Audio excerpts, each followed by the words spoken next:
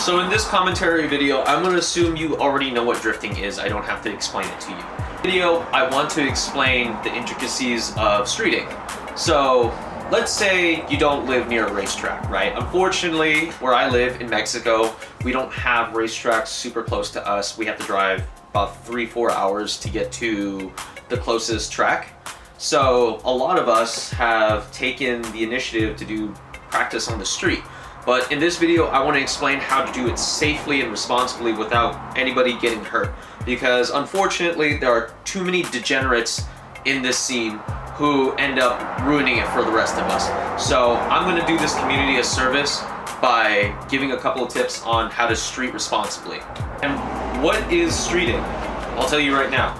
So streeting is, let's say you don't have a track near you, all right? Unfortunately, not all of us live next to Apple Valley Speedway, and sometimes we have to find places where we can practice our driving, right? In Minecraft, of course. So everybody has different alignment setups. It depends on what you want, like it could be cosmetic-wise, performance-wise definitely does matter. For me, I run -5 in the front. I'll give out my lemon specs right now. -5 in the front and 0 in the rear, and I run half a degree of toe up front pointed out, and my caster's all maxed out. That way I can do manjis really well, full lock, come back, and not have to worry about trying to grab the wheel and fight the wheel. Though my setup isn't the best, I would recommend moving the power steering rack forward. There's a Part Shop Max mod that allows you to move your cross member forward, and it would allow the wheel to return after you go full lock. Yeah, so on my own personal setup, I run -5. As you can see right there, it's about -5, you could tell. So -5 up in front, that's a conservative amount of camber, I would say, in terms of a drifting application. I definitely recommend from -5 to -9, we'll say. You want to have some contact patch when you're not at full lock. That way you don't understeer like a pig on your setup. With that being said, in the rears, I like to run, in this setup right now I'm running 235/40, so I need to run about -1 degrees of camber. So I definitely recommend you run either -1 or 0 in the rear. Back to the front, if you can see, you can't see, never mind, I'll explain right here. But anyway, if you want to run caster, you want to run a maximum amount of caster up in front. That way you're able to manji really well. So now another thing I wanted to mention was that you don't want to run fitment that's too low. So I'm going to show you guys my setup real quick, just so you can take a glimpse. I prefer to be a little bit higher in the front for clearance. As you can see right here, I have 4 finger lengths worth of gap. Now I know for the fitment people out there that this doesn't look the best, but it's just what I like, and I'm not too crazy about fitment other than the rear. The rears, I run more of a dumped setup just because it's a lot nicer to have that little gap filled, and I'm not too worried about anything bumping in the back, whereas the front, I need it to steer. So with that being said, when you're doing street, you want to run a little bit more of a practical setup. But I do know guys who can do street on crazy Haraguchi style fitment. I can discuss fitment later in a different video, but for this video, I just wanted to show you what my setup was. Anyway, you see how much clearance I have? I can get anything under there with like a jack without having to roll it on blocks or anything like that. Don't mind the oil leak. I'll fix that later. Now, this is another thing I wanted to touch upon, but 3-piece wheels versus monoblock wheels in terms of streeting, I would say these are more reliable to use just because there's less moving parts. On 3-piece wheels, these tend to leak. Mine leaks from where the silicones and the welds meet the lip and the inner barrel, I believe. I definitely recommend you run some sort of monoblock. You can run reps too. It's up to you. It's your car. But if, let's say you are just starting out, I definitely recommend you run some rep wheels to brake just in case you crash, and not nice real wheels. But it's up to you. It's your choice. So when you weld the diff, it makes drifting so much easier. When I was trying to drift with only an open diff, it was a really difficult time trying to get it to break loose in dry pavement. I could do it in the rain. I first started learning in the rain. It wasn't that difficult. But once I was on dry surface, my car would just grip up right away. And then I would end up just doing these terrible one-wheel peels that you see the V6 Mustangs do. Don't be like that.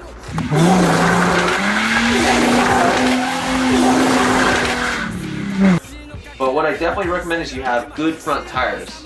I know Chelsea DeNofa was talking about how having good tires in front is a myth, but this is just what I swear by, and that's just what I've experienced.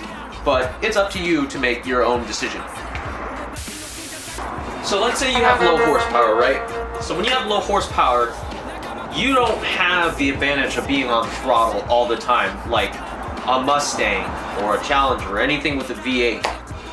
With low horsepower cars like these, you have to implement a technique known as flicks and feints and using the clutch and clutch kicking. I'm going to assume you guys already know that. If you're clicking on this video, you have some knowledge already on how to drift.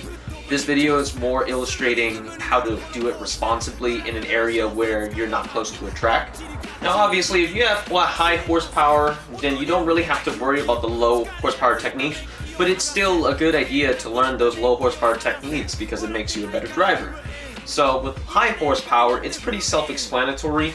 You can just hop on throttle and like lightly feather the throttle. I can't speak too much on it because I've never had a high horsepower car. I can only speak from experience for low horsepower cars, but from my own educated guess, with high horsepower cars, you have the advantage of throttle. You can throttle the car through pretty much any turn. You don't have to do crazy flicks, you don't have to do feints, but I just find it not as fun as driving a low horsepower car. So when you're doing street, your power band does matter. You have to know where your torque lies and which gears.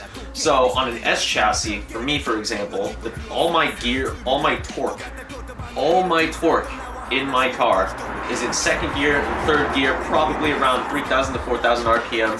My driving technique utilizes a lot of clutch kicking, flicks, feints.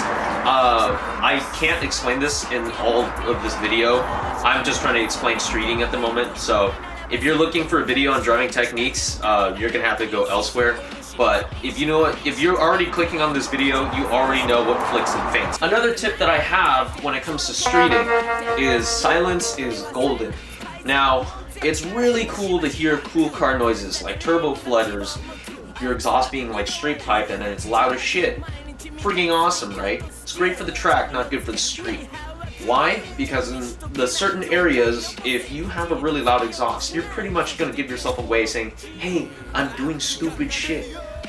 I definitely recommend you run quiet exhaust. Running a quiet exhaust, like even without streeting alone, has saved me the headaches of state reps and being followed by cops. As visually loud as my car is, having a quiet exhaust has saved me on so many occasions, and I don't mind not having a loud exhaust. But this is my opinion, but when it comes to streeting, having a quiet exhaust and a quiet exterior, like, don't be like me. Don't be like me. Anyway, having a quiet exterior, like a quiet exhaust, will end up saving you the headache of dealing with police, dealing with Karens, dealing with NPCs, people that are nosy. It'll save you a huge hassle because they won't know you're streeting. All they'll hear is tire screeching, which that is going to be an unnecessary evil because without tire screeching, you don't really have drifting. Another tip I have for silence is golden is having time intervals between each run. Let's say it's an L turn. You do 3 runs, right, back to back, and then you chill out for 5-10 minutes. Let the smoke clear so then it's not constant noises of like wing. So you want to space out the time so then you don't burn out the spot. Because the last thing you want to do is, let's say you do have a perfectly undisturbed spot that nobody's streeted at. You want to preserve that spot by not burning it out. You don't want to create a huge smoke show, and then people are going to start thinking it's some sort of takeover. Now, I don't condone streeting at all. Streeting is something more of a last resort you should do if you don't live near a track. Do it in a place where it's not busy. I would definitely recommend you find some sort of industrial park in Mexico, out in the desert where there's like nobody around. Just a place that you can practice without fear of obstruction, people, NPCs, traffic, yada yada yada. You know. Hold on, give me a second. Let me check. Okay, so how far is it away from home? The spot that, let's say, you found, right? Really great spot, all these things. But you have to drive 40 miles, 50 miles to this spot. Do you have some way to get home in case your car breaks? Do you have, something like AAA, right? If you do street and you decide to do a risky entry and then it ends up not paying off and you end up hitting a curb and then, you destroy a tie rod, all these things, do you have a way of getting home? Did you bring spare parts? Did you bring, tie rods, suspension parts, wheels, in case things happen? You need to plan these things before you decide to go out on the street. Do not wing it. The pavement on a road is very crucial. It will determine whether you're going to have a ton of grip, no grip, or somewhere in between. I would definitely recommend you dust the road. If you're going to go and do some crazy big entry, dust the road with a broom. Bring a broom with you. It sounds crazy. I sound like a crazy person when I say it, but when you dust the sides, the edges of the road, you can go for really wide manjis. Now, there's pros and cons to locations. So I would say there's about two locations that you can do streeting on. You can do streeting on Mexican canyon roads or Mexican industrial areas. Now, there's pros and cons, like I just said. When it comes to streeting on industrial roads are really well lit and you have a lot of room for error. It's a great place to practice. But the downsides is that if you go on a day where it's busy, right? There's people still working in these industrial parks. They all have jobs, there's cameras, and if it's an area that's well known to be burnt, and then that they've called cops before on people doing all this stuff, definitely use it as just a hit and quit spot. Do not stay for longer than, I would say, 20, 30 minutes. I don't recommend as a sit-down spot. There was a long time ago where these industrial parks used to be sit-down spots, but because of takeovers and people doing dumb things there, they have ended up calling the cops, law enforcement. This is another topic I wanted to cover about on knowing your area. So if you go to an area like an office park or an industrial park, the chances of cops being called on you is much more significant, whereas like you're doing it in canyons. This is the trade-off that you also deal with when it comes to industrial parks and office parks versus canyons. In industrial and office parks, there's people working there, like I said, and those people may not appreciate what you're doing in their little office park. So if they call the cops on you, you need to get out of there. If people start coming out and like you see they're on their phone, they're looking at you, just know they're most likely calling the cops and you should dip. Anyway, with that being said, when you do canyons, you run less of a risk of running into local enforcement. Now the chances are still there, 100%, nothing is guaranteed. You could go out into the desert and do your streeting and still get hassled by cops. So this is just the nature of streeting. You will eventually run into trouble. NPCs are an inevitable part of streeting. You're going to run into normies who may not appreciate what you're doing. Now I've had my fair share of people that I run into that cheer me on. They're like, oh, that shit's sick, that's awesome. But then I've also run into my fair share of Karens who want to call the police on me and all these things. So with that being said, you want to mitigate that risk by finding an area that doesn't have as many people. You're still going to run into NPCs regardless, but it's better to run into few NPCs than a lot of NPCs. Now I can't say like what are the most appropriate times to go, but generally you should go early in the morning or sometime at like 2 to 4 a.m. because streeting at any other time in the day is going to land you in trouble because people are going to be around, like they're going to be everywhere, especially if there's a nice street. There's most likely going to be an urban development nearby and you're just going to have to deal with that. So go at times when people aren't around, which is usually past midnight, early in the morning. Me, I prefer going around 4 a.m. to 6 a.m. and then at any times other than that I'm kind of sketched out by, just because that's when people are still active. I've heard stories of people dealing with authorities from 11 p.m. to 3 a.m. They eventually show up if people make too much noise. If your car makes a lot of noise from the tires screeching, from your exhaust being super loud, you're gonna get caught right away. With industrial, it's a lot more low skill. There's a lower entry for driving. I would say it's not as technical as canyons because there's a lot of times when you can spin out, mess up, and you'll end up being fine. Now, let's talk about canyons. So let's say you want to street in canyons. Streeting in canyons is a little bit more scary because you don't have a lot of room for error. And I definitely recommend you have spotters of some sort when you're doing canyons, because in canyons, it's usually a 2-lane road and the other one side is a mountain and the other side is a cliff. You don't want to try and drift canyons when you haven't had enough practice yet. I ran out of skill one time when I was doing canyons and I ended up going straight into a ditch. Here's the video.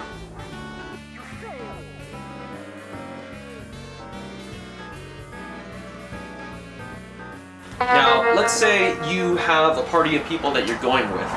This is another important factor when it comes to street sliding, when it comes to drifting.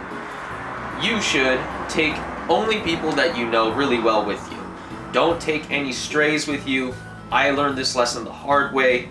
I would invite 4 people, but then those 4 people would end up being into 27 cars. So I definitely recommend you keep whoever you're going with close. And it's a closed invite, no open invites. Unfortunately, the nature of streeting invites a lot of degeneracy into it, and we want to do this responsibly. We don't want to be condoned as a takeover. Now, you're probably going to ask this question: how many cars are too many cars? In my opinion, I would say 2 to 3 cars max. Any more than that attracts way too much attention. If people see, NPCs see 7 crazy looking cars driving down the highway all in the same fashion, they're gonna get nosy. I've had this happen to me before where I had 7 cars with me. We were going to a street spot. We went to this street spot and this truck and trailer follows us all the way to our spot, and then he calls the cops and then he drives away. So I definitely recommend you keep your group small. 2 to 3 people that you know very well, max, no more than that. Now, posting street clips on social media is a bit of a coin flip. Now, I've seen some creators post their street clips online without getting in trouble, but I've had friends who've had posted street clips and they have gotten in trouble with the local authorities. It all depends on which area you live in. Personally, for me, I would never post anything like that public.